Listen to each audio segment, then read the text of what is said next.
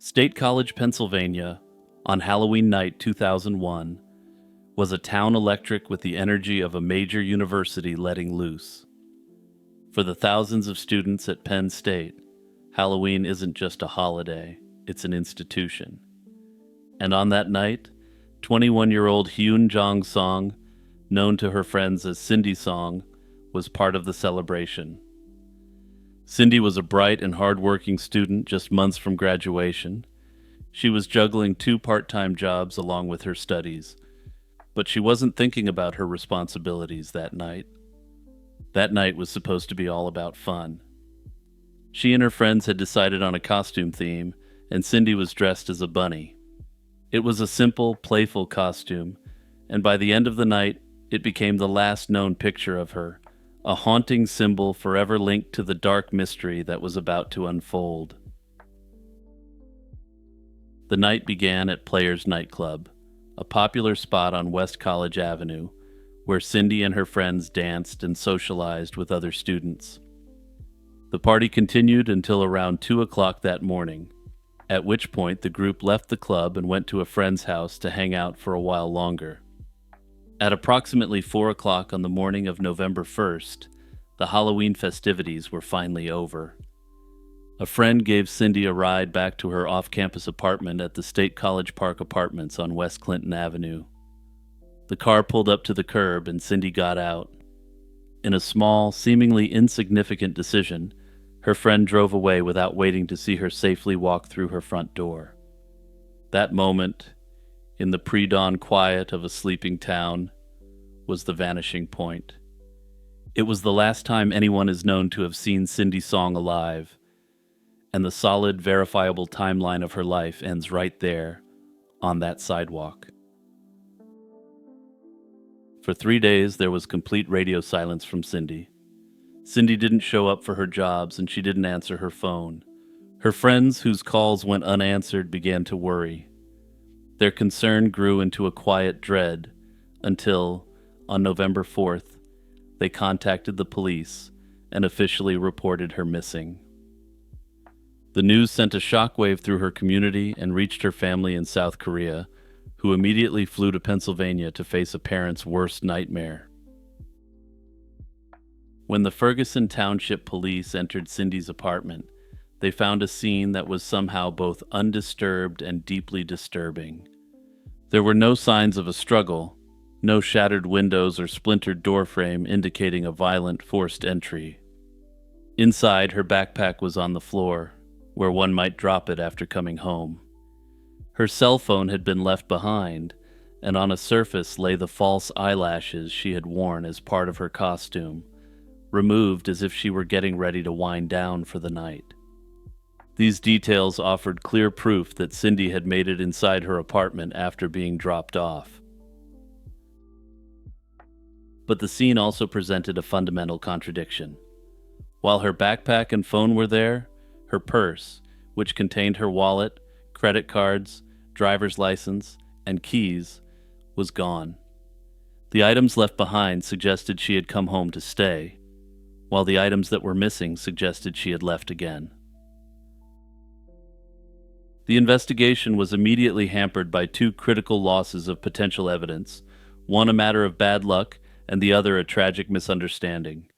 Investigators theorized that Cindy, finding herself home after a night of drinking, might have decided to walk to a nearby 24-hour supermarket for a late-night snack. It was a plausible idea, but by the time police went to the store to check, the window of opportunity had closed. The store's security camera system recorded on a loop, and the tapes from the morning of November 1st had already been recorded over. This routine activity erased what might have been the last images of Cindy or a potential abductor. Compounding this loss was a well-intentioned but devastating act. Shortly after the police conducted their initial search of the apartment, Cindy's grieving parents arrived. Unfamiliar with American law enforcement procedures and overwhelmed by their circumstances, they cleaned their daughter's apartment. In doing so, they potentially erased any subtle forensic clues that might have been left behind, as a forensic team had yet to go over the scene with a fine-tooth comb. These two events, the erased tapes and the cleaned apartment, created an information vacuum in the crucial first 48 hours of the case. The trail went cold almost before the search had truly begun. With no physical evidence to guide them, investigators had to rely on tips. A few days into the investigation, a startling one came from nearly 200 miles away in Philadelphia.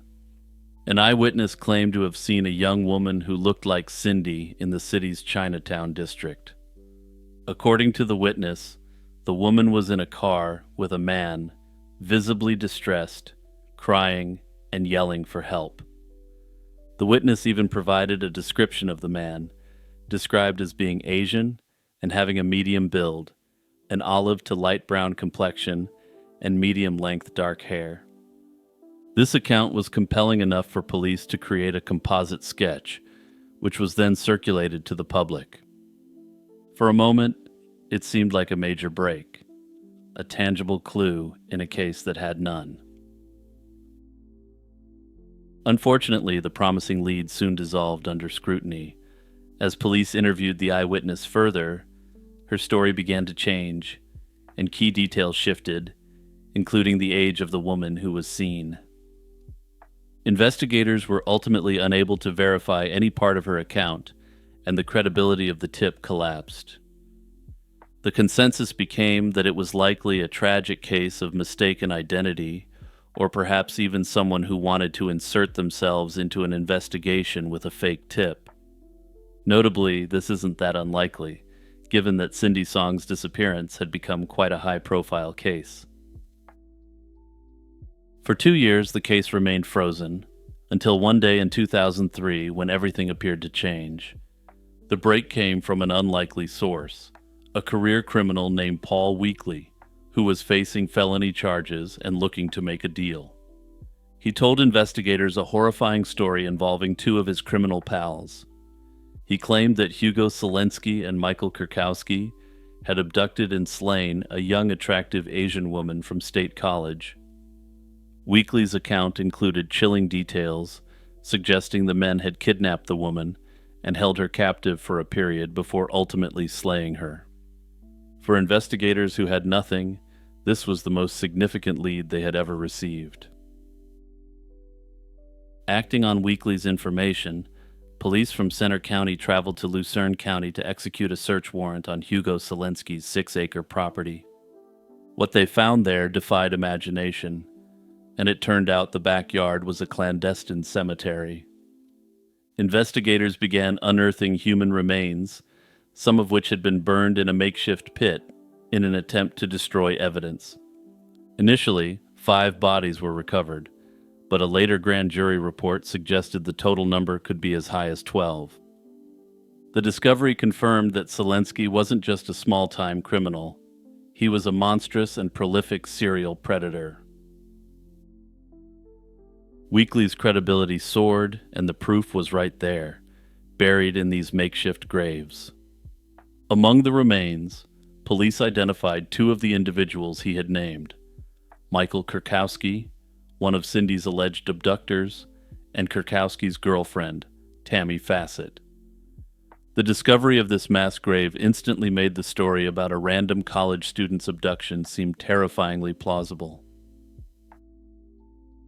Here, however, the case slams into its most enduring wall. While Weekly's testimony led police to a mass grave and ultimately helped secure a 2015 conviction against Hugo Selensky for other slayings, there was one problem. Despite extensive searches of Selensky's property, investigators found absolutely no evidence whatsoever related to Cindy Song. Furthermore, Weekly's motives and methods came under question. Investigators discovered that he had been extensively researching Cindy's case online before coming forward. This suggested he could have woven details of a famous unsolved disappearance into his true confessions to make his testimony more valuable.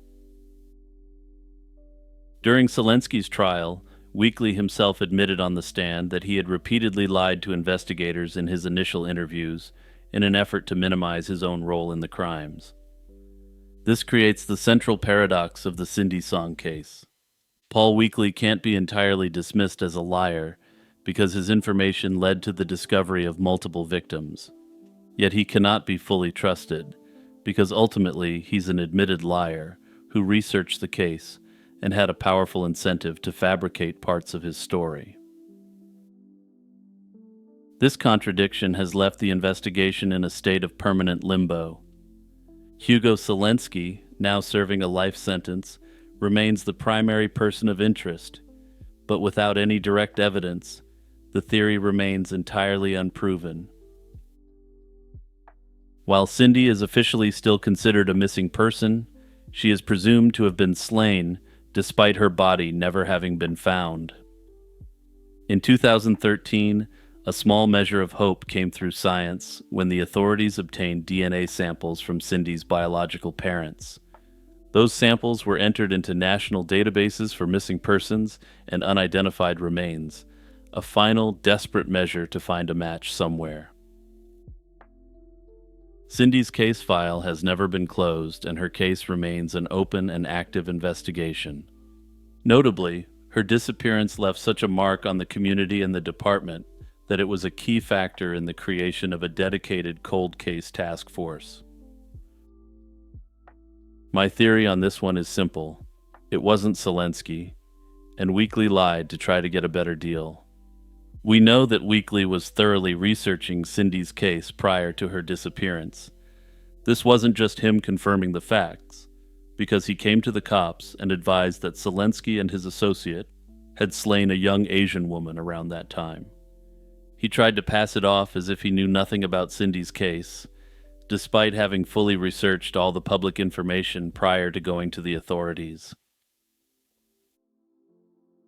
My personal theory on this one is that this was a random abduction by a predatory stranger who was cruising the streets of a college town on Halloween night. While I can't prove it, of course, this makes a lot more sense to me than the Selensky theory, since none of the hard evidence matches up with him. Hey everyone, Jimmy here. Just reminding you to hit the subscribe button and the notification bell and turn on all notifications. Also, don't forget to check out the Patreon or the YouTube membership if you want to support my channel further. For 4 years, the identity of a teenage girl discovered in rural Texas remained a mystery. In June 2021, a property owner in Wharton County stumbled upon skeletal remains in a secluded brushy area off County Road 225.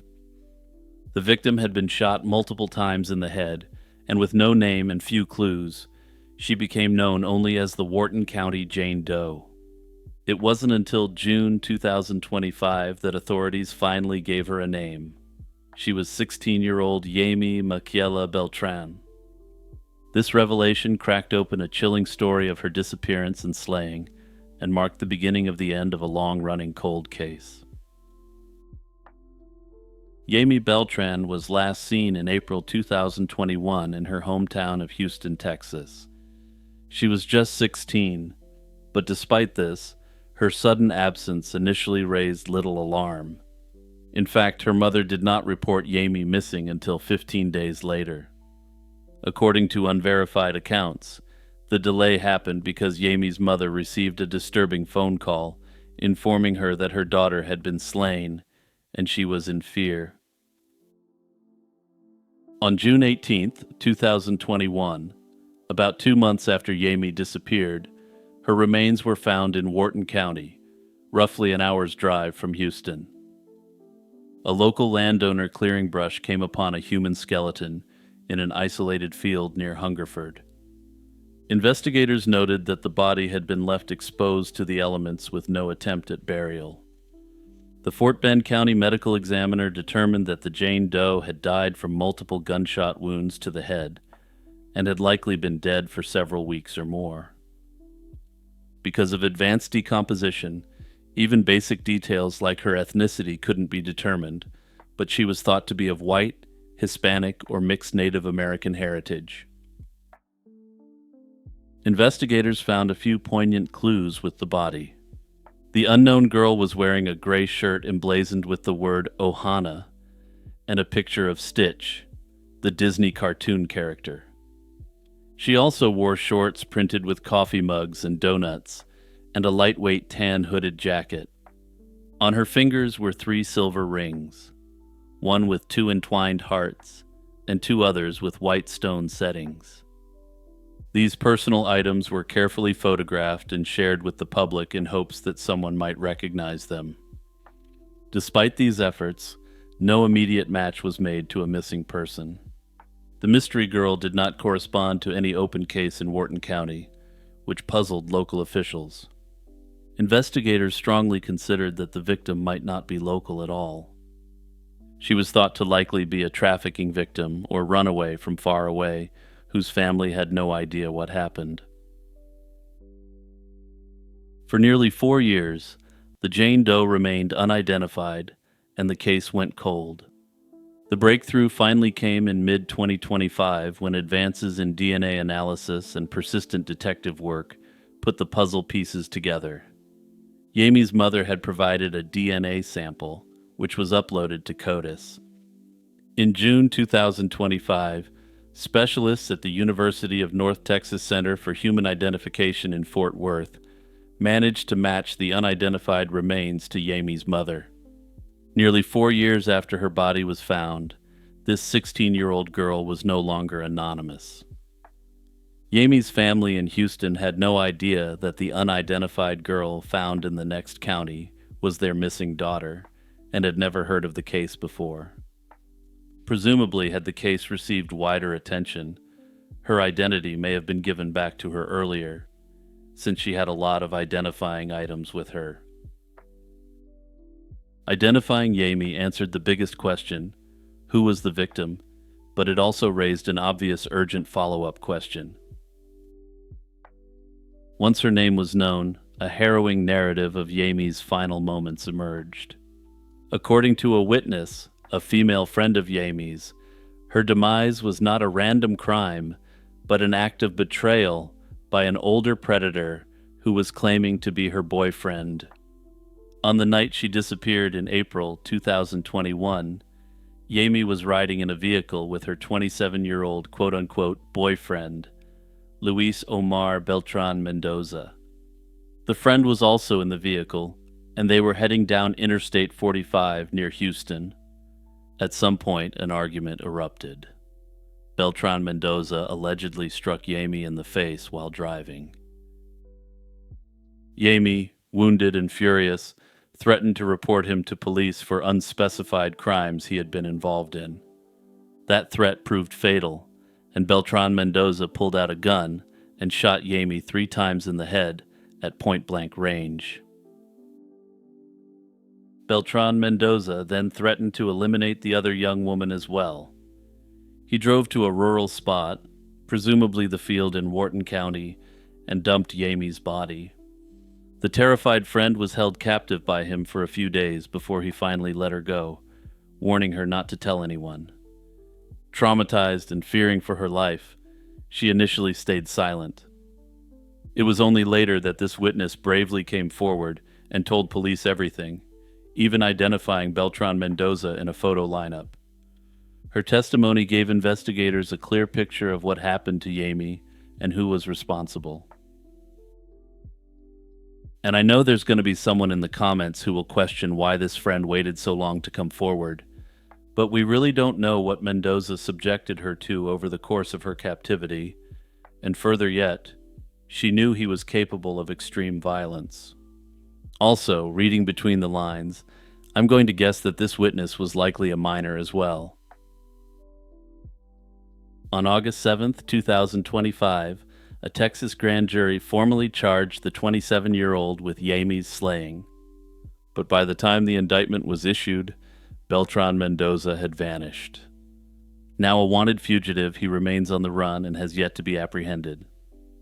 Beltran Mendoza is originally from Mexico, which has fueled speculation that he may have fled the country to avoid capture in the wake of this crime. What began as a nameless mystery has become a quest for justice, and investigators remain determined to catch Beltran Mendoza and hold him accountable. On an August morning in 1971, a father and son traveling along Oregon's Redwood Highway stumbled upon a horrifying discovery. In the woods near the California border, they found the scattered skeletal remains of a young woman.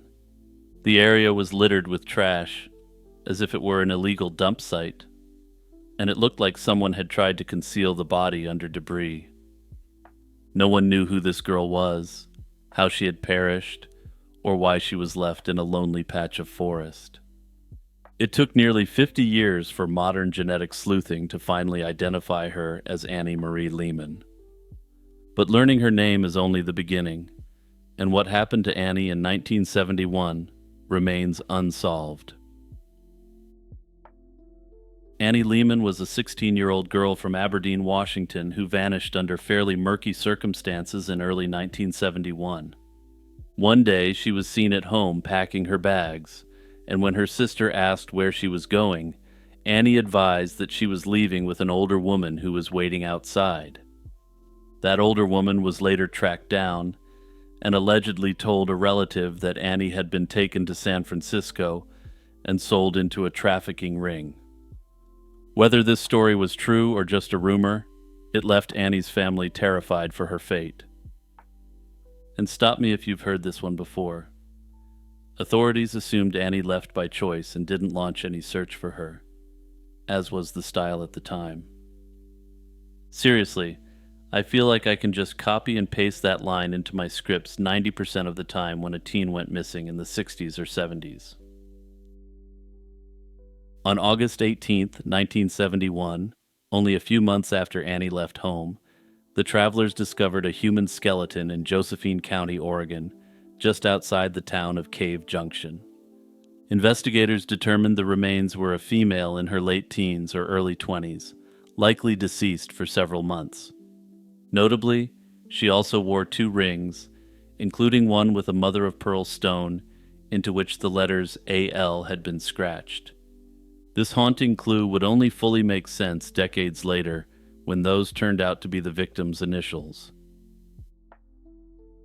Investigators also found a disintegrating road map of Northern California camping areas stuffed in the girl's pocket. This suggested the unknown young woman might have been traveling toward California. From the condition of the scene, police strongly suspected foul play. The body's hidden placement and the remote location indicated that someone may have dumped her there intentionally after eliminating her elsewhere. Unfortunately, due to the skeletal state of the remains, the medical examiner couldn't determine an exact cause of death. With no identification and no obvious cause, the case was difficult from the start. Police checked missing persons reports and sent descriptions of the victim and her clothing across the region, but no match was made. By the end of the 1970s, the Jane Doe case went cold, and the victim remained unidentified for decades. In August 2004, cold case detectives reopened the file and used new forensic methods to try to identify her. In an absolutely bizarre coincidence, they released a facial reconstruction of the victim, and to help her case be more relatable, they named her the Jane Annie Doe. Of course, at the time, the investigators had no idea that Annie was actually her name. The reconstructed face was publicized, generating a few tips, but nothing that led to a name. In 2016, another approach was tried: forensic isotope analysis of the girl's hair and teeth. The isotope tests suggested a possible upbringing in the northeastern United States. This clue led to some false leads, but ultimately it proved to be a dead end. Annie was actually from Washington, not New England, and there's no record of her having ever even visited the Northeast. The real breakthrough came from cutting-edge genetic genealogy. In 2018, the nonprofit DNA Doe Project took on this Jane Doe as one of its cold cases. Technicians extracted DNA from the old bone samples, though the genetic material was highly degraded by decades of storage. They were able to find family members in the UK and New Zealand, and eventually used those hits to construct the family tree out. In early 2019, these connections were used to find a woman in Washington state who turned out to be the sister of the Jane Doe, and she gave a DNA sample for testing. In March 2019, it was confirmed that the Jane Doe, nicknamed Annie, was indeed Annie Lehman of Aberdeen, Washington. With Annie identified, investigators turned to the bigger question of what actually happened to her. One possibility is that Annie left Aberdeen of her own accord and headed south, only to fall prey to foul play along the way. The map of California campgrounds in her pocket supports the idea that she was traveling toward California. She may have hitchhiked or gotten a ride with someone dangerous. If Annie was on the road and encountered a predator, that could explain how she ended up hidden in a rural area off the highway far from home. During the early 1970s, it wasn't unheard of for hitchhiking teenagers to come to harm at the hands of opportunistic predators, and Annie may have been one such unfortunate victim. Also, I'm sure it won't come as a surprise to any of you watching, but California and the Pacific Northwest were a massive hotbed for serial predators during this period. The other main theory is based on the troubling account from her family, that Annie was effectively trafficked. In this scenario, the unknown older woman who accompanied her was an accomplice who delivered Annie into the hands of a criminal organization. According to the second-hand story shared with Annie's relatives, she was sold into an illicit operation in San Francisco. If that story is factual, Annie might have been held against her will and harmed by those who exploited her. Her slaying could have occurred at the hands of traffickers, and they may have dumped her body in the Oregon woods while moving along a route between Washington and California. Investigators acknowledge both scenarios as potentially true, though they haven't provided much further insight than that. What they've let the public know is that Annie's passing definitely did involve foul play. Authorities continue to gather information in hopes of proving one of the theories, and ultimately, finding out who was responsible for Annie's demise. More than 50 years have passed since Annie Lehman's life was cut short, but the case remains open and unsolved. The identification of her remains in 2019 was a major victory, but it's only the first step. In 2021, a crew of tree planters working in a remote Washington forest made a grim discovery: a human skull with multiple bullet holes. For 4 years, the identity of this John Doe remained unknown, until cutting-edge forensics finally put a name to the remains in 2025. The skull belonged to Anthony Croy, a young man who had vanished from Portland, Oregon, nearly 3 decades earlier. Anthony Croy was 21 years old when he disappeared from the Portland area in late 1995. Known to friends by the nickname T-Bone, Croy was a talented tattoo artist. By the summer of 1995, Croy was living a transient lifestyle, couch surfing and staying in cheap motels with friends while trying to get by. Perhaps the last confirmed sighting of Croy was in August or September 1995 at a motel in northeast Portland. He had been staying there with 2 friends, but when those friends left, Croy remained behind and was never seen by his loved ones again. Croy's friends and family reported his disappearance to the police. However, as an adult with a somewhat nomadic lifestyle, authorities initially suspected he might have left on his own. However, Croy's family never believed he would willingly drop out of touch, and indeed all records of his life seemed to abruptly stop in 1995. Fast forward to April 26, 2021, in a remote wooded area near Lake Merrill in Cougar, Washington, when a crew planting trees for a logging company stumbled upon a human skull. Detectives from the Cowlitz County Sheriff's Office responded and noted 2 entry and 2 exit holes in the skull, clear evidence that this individual hadn't perished of natural causes. This gruesome find kicked off a new investigation, but the immediate challenge was identifying the victim.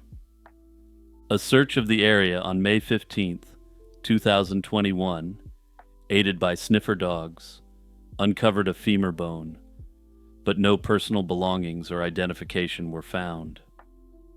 The partial remains were designated as an unidentified John Doe case and initially yielded few clues, and the case went cold. In 2025, with traditional methods exhausted, the Cowlitz County Sheriff's Office turned to advanced genetic genealogy as a last resort to identify the remains. Investigators submitted a DNA extract from the bones to Othram, who identified a potential relative, who turned out to be the sibling of the John Doe. With this information, the unidentified remains were officially those of Anthony Matthew Croy, born December 4th, 1973. Nearly 30 years after Croy's disappearance, his family finally had an answer about his fate. Authorities announced the identification in early September 2025, and unsurprisingly noted that the investigation into his disappearance would now be investigated as a slaying. Given how recently he's been identified, there hasn't been much time for theories to form about the case yet, but a few things are known. Investigators know where Croy's body ended up, and have a general time frame of when he perished. The fact that he was last seen at a Portland motel before presumably being shot and dumped in rural Washington is a critical clue. This suggests the perpetrator may have transported him out of the city after slaying him there. Given Croy's social circle and transient habits, investigators will likely attempt to interview old friends and associates to find anyone with a possible motive to harm him. However, given the lifestyle he was living, and given that there was no meaningful initial investigation done, this may be extremely difficult at this point. The Palace of Placentia was a famous Tudor royal residence by the River Thames and was a favorite of Henry VIII and the birthplace of future queens Mary and Elizabeth. It was here, in the summer of 1553, that King Edward VI spent his final days before succumbing to illness, under circumstances that historians debate to this day. Edward was born on October 12, 1537, the son of King Henry VIII and his third wife, Jane Seymour. He was the long-awaited male heir for whom Henry VIII had broken with the Catholic Church. His birth sparked high hopes for the Tudor dynasty, but tragedy struck early, and Edward's mother Jane died just 12 days after his birth. As Henry's only legitimate son, the young prince was doted upon by his father and the court. Thankfully, we have a visual representation of King Henry's hopes for the child. In this painting from 1538, by Hans Holbein the Younger, the future king is depicted holding a golden rattle, intended to evoke the imagery of his father's royal scepter. The Latin inscription both glorifies Henry VIII and wishes that Edward will surpass the glory of his father in all things. In January 1547, when Edward was only 9, Henry died, and the boy ascended to the English throne. Because of his youth, a regency council was appointed to govern until he came of age. Edward's uncle, the Duke of Somerset, took charge as Lord Protector, ruling in the king's name. Somerset advanced Protestant changes that aligned with Edward's own devout zeal, but his regime faced economic woes and unrest. In 1549, Somerset was ousted by John Dudley, Duke of Northumberland, who then controlled the government. Although Edward grew more assertive in his mid-teens, this duke remained the chief power behind the throne. Despite his age, Edward wasn't a passive figurehead, at least in his teen years.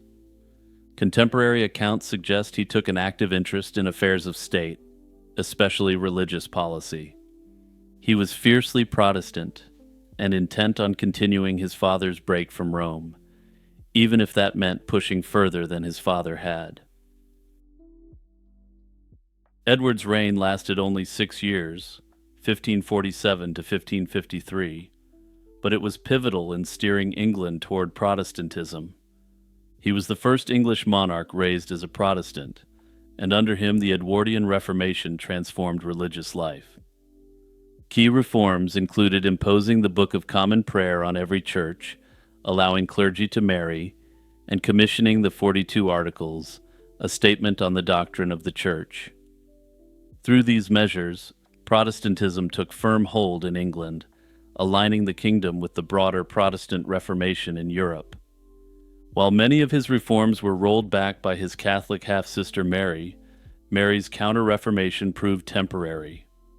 When Elizabeth I took the throne in 1558, she reinstated her brother's Protestant policies. This continuity meant that Edward's reign had planted the seeds of an Anglican church that would endure. Edward's reign was also marked by a succession crisis that underscored his dynastic significance.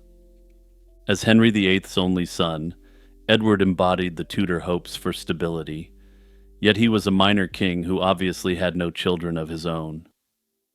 By early 1553, Edward fell gravely ill, and questions of succession loomed. The law said the crown should pass to Edward's elder half-sister Mary, a Catholic, then to half-sister Elizabeth, a Protestant.